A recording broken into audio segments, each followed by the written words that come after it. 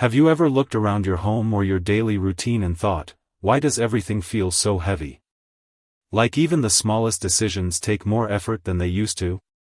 Maybe it's not the years catching up to you, it might just be that life has gotten a little too cluttered.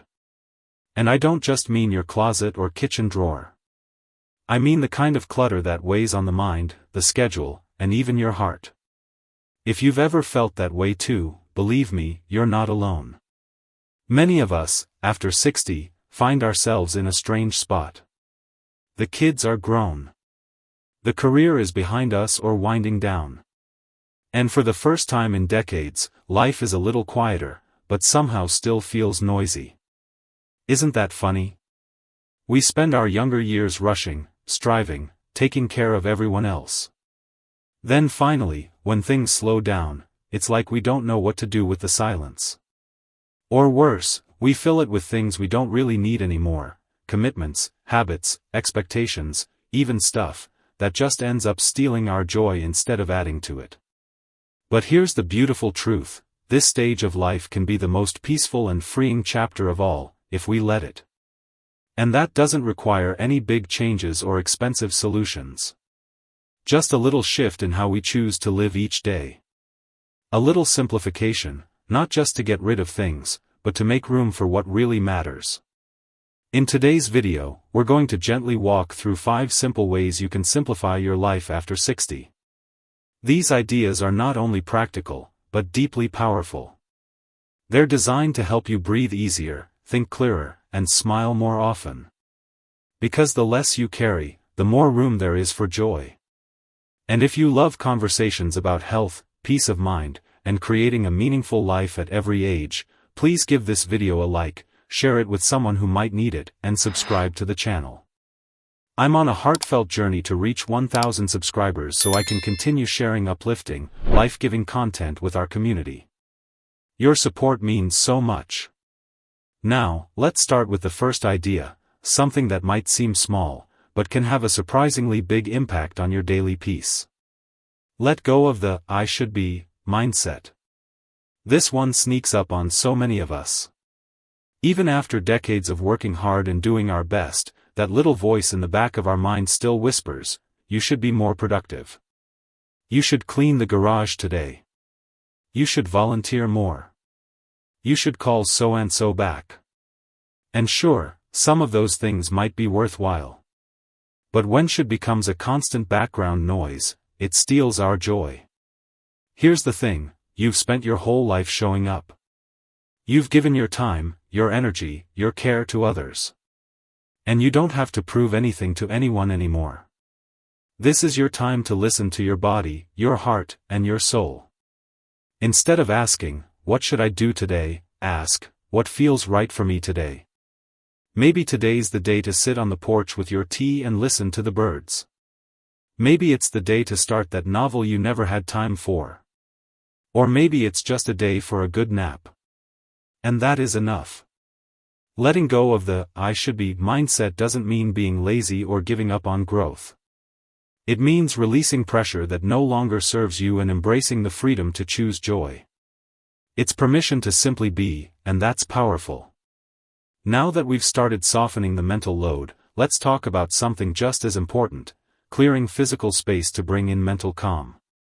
Make your surroundings lighter, room by room.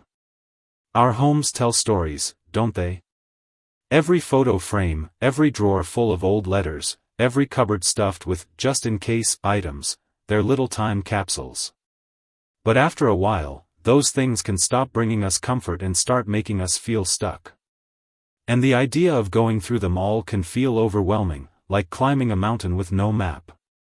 But what if you didn't need to overhaul your whole house? What if you just picked one tiny space? Like the kitchen junk drawer, or the corner of the bedroom you avoid looking at. Start there. Just that one spot. Ask yourself, do I use this? Do I love this? Does this still serve me?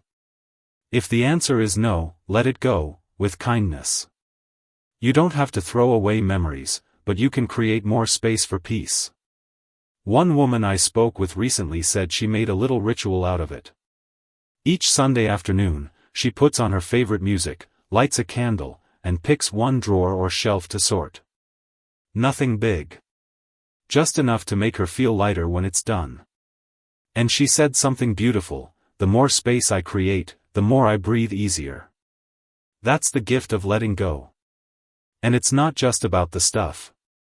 It's about what that space opens up inside of you, a little quiet. A little room for joy to enter. As we begin to make our homes and minds lighter, another part of simplifying life shows up, one that many of us overlook, but that makes a huge difference in how we feel day to day. Simplify your daily routines to match the pace of your soul. We often underestimate how much stress comes from trying to keep up with routines that don't fit our current life. Maybe you used to get up at 6 a.m., rush around with a full calendar, and end your day feeling like you ran a marathon. But now, you might not need to do all that. And yet, the habit stays. We do things the same way because we always have, even if they don't serve us anymore. This is the time to pause and ask yourself, what actually helps me feel good each day? If making the bed in the morning brings you peace, keep it. If it feels like a chore, let it go. If breakfast used to be a rushed affair, maybe now it's your sacred moment of quiet.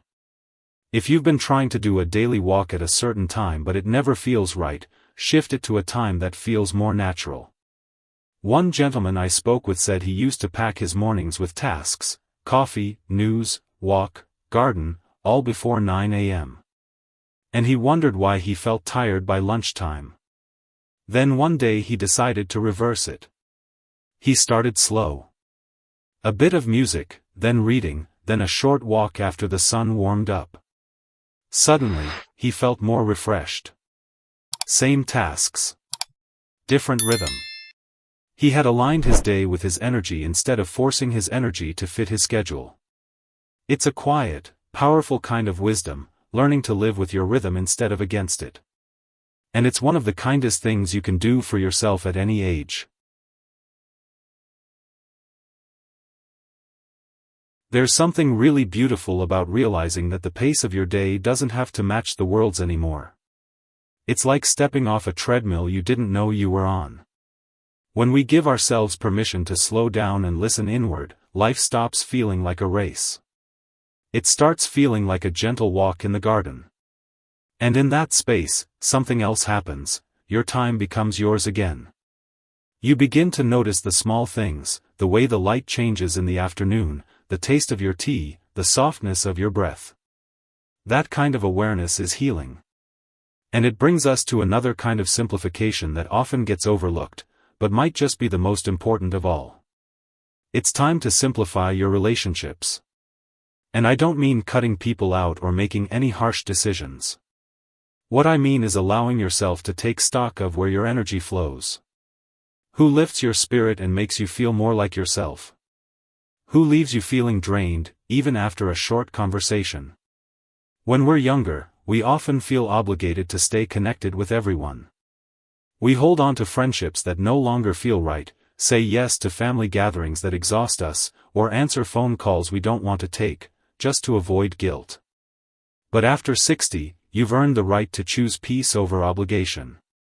You're not being selfish by setting boundaries. You're being wise. And sometimes the kindest thing you can do, for yourself and others, is to step back with grace. I remember a lovely woman who once told me about her circle of peace. She sat down one day, closed her eyes, and imagined herself in the center of a small circle.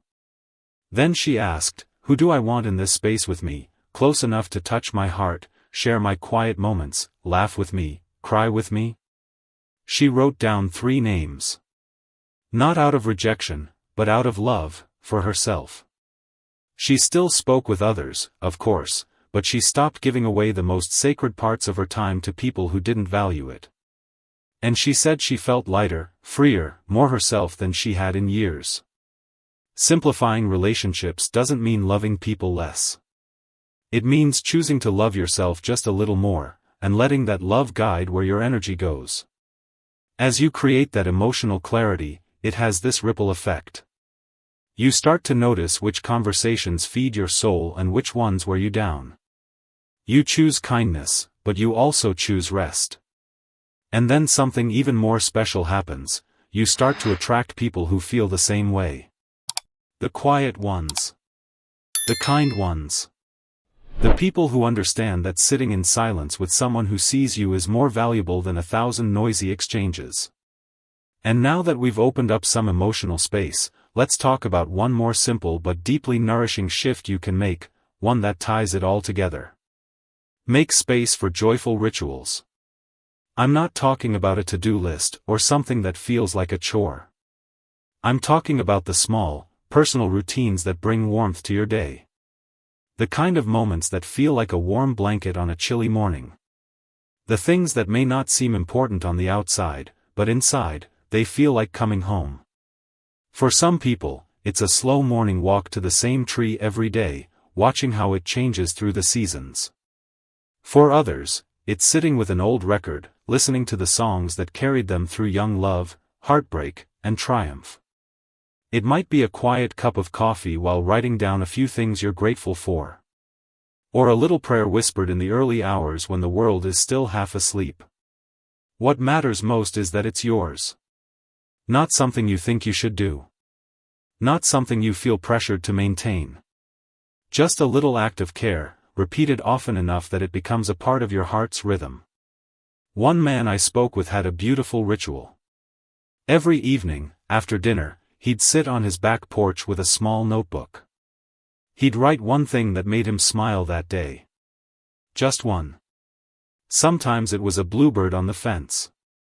Other days it was a funny memory that came to him out of nowhere. He told me, it's like anchoring joy, so it doesn't float away with the rest of the day. That stayed with me. These kinds of rituals are powerful not because they're flashy or impressive, but because they give structure to joy. They create little moments of intentional peace, where we pause, breathe, and remember that life is made of small, sacred things. When you build your day around those rituals, something shifts inside.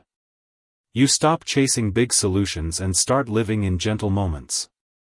And over time, those moments add up to a life that feels lighter, calmer, and more joyful, without ever needing a complete overhaul. So often we're told that aging means slowing down, and while that can be true, it doesn't have to mean dullness or decline. It can mean wisdom, softness, clarity, and above all, freedom, the freedom to live in a way that feels true to you. You're not here to impress anyone. You're here to feel peaceful in your own skin. To laugh at little things. To cry when you need to. To eat when you're hungry and rest when you're tired. You're here to simplify, not to shrink, but to expand into your truest self. And that, my friend, is not just aging, it's blooming. There's something beautiful that begins to happen once we start letting go of the things we no longer need. Whether it's clutter in our closets, obligations in our calendar, or noise in our relationships, when those layers fall away, what remains is space. And in that space, life feels lighter. Clearer. More real. That's where the magic lives, not in having more, but in needing less. And while we've talked about simplifying our surroundings, our relationships, and embracing quiet rituals, there's one more shift that often gets overlooked. And yet, it touches every part of our lives. It's learning to simplify your expectations. For many of us, expectations sneak in without us even noticing. We expect our bodies to behave like they did at 40. We expect family members to understand us without saying a word. We expect plans to go smoothly, technology to cooperate, and our minds to feel sharp every morning. We expect ourselves to always be pleasant, productive, forgiving, organized, on and on. But the truth is, carrying all those silent expectations is exhausting. And more often than not, they quietly chip away at our peace. Let me tell you about someone I met not too long ago. She was a retired teacher, wise, witty, and warm. But she constantly felt like she was falling short. Her home wasn't as tidy as it used to be, her knees ached when she walked too far, and she struggled to remember names in her book club. And though no one was criticizing her, she was quietly criticizing herself all the time. I remember her saying, "I just want to feel like I've still got it together." But here's the thing, she did have it together. Just in a different way. Because being together at 60, 70, or beyond doesn't mean being flawless. It means being honest. It means knowing your limits and respecting them. It means letting yourself rest without guilt. Laugh without explanation.